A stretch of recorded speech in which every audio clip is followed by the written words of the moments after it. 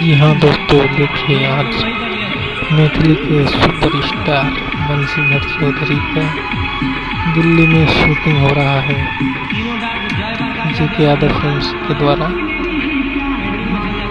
और ये वीडियो आपको जल्द ही मिलेगा जेके यादव फिल्म्स पे, तो आप लोग देखिए और शूटिंग का मजा लीजिए।